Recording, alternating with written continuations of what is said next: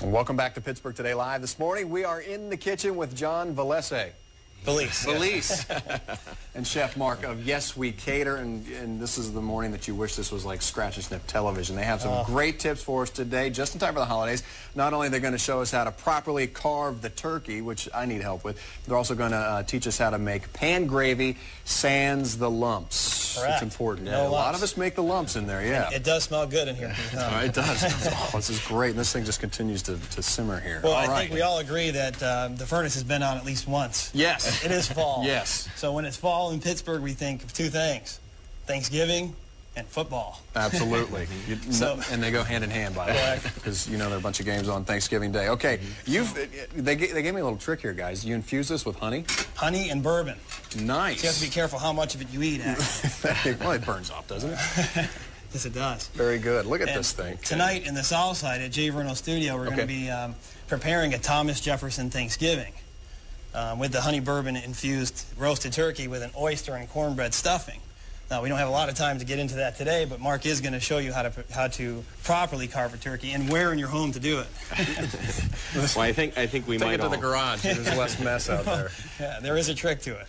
we might all agree that many Thanksgivings have been ruined by trying to carve the turkey in the dining room, because frankly, the only way that you can control the presentation properly would be in the kitchen. Right. What you would want to do is you would want to have nice, beautiful slices of turkey on the platter. You want to break the turkey down before you cut it. Okay. What you're going to do first is remove the legs. Okay. They come off very simply.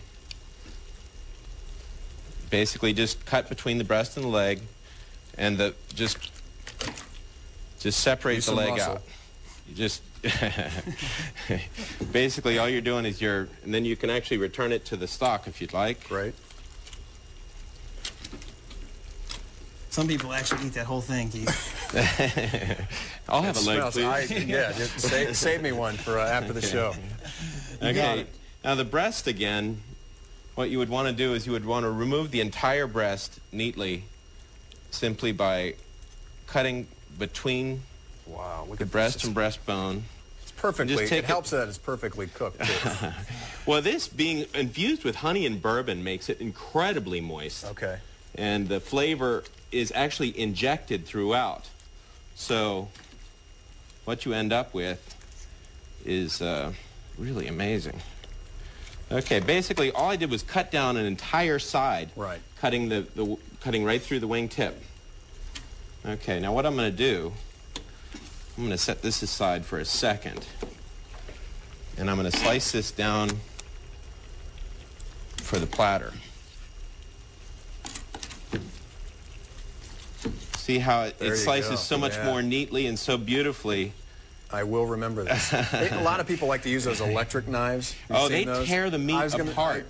They're serrated, but nevertheless, they beat up the meat. A good, clean German steel knife is the way to go. So there you go. That's some beautiful looking stuff. You can see the moisture in it. And see, the presentation on a platter becomes very, very simple. Just kind of keep it in the loaf. That's great. So now everybody knows the white meat. Okay, now the dark meat. Basically, all you're doing is you're going to just remove it from the bone. Okay.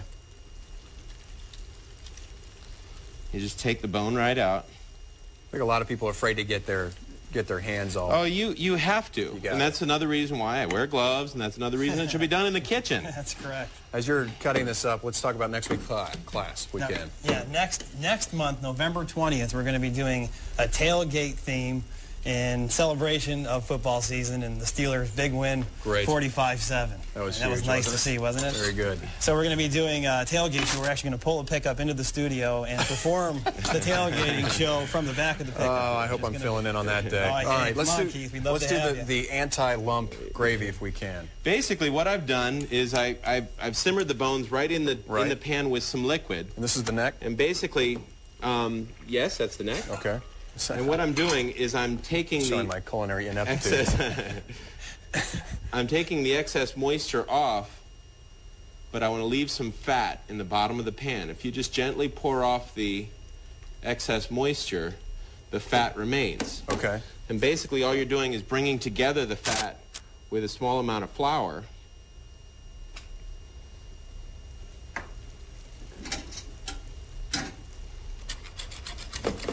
And that's making a natural roux. Now, the reason the bones are in here is because what I've done is used a natural rack.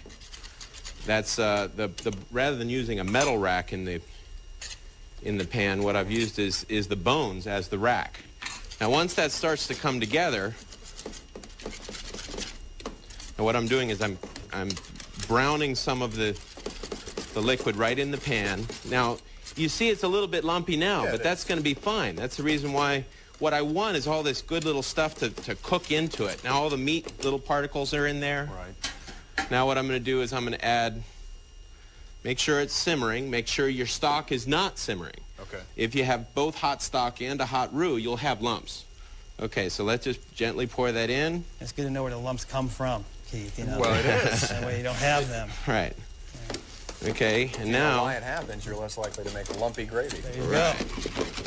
All right, as you're whipping this up, any last thoughts on this?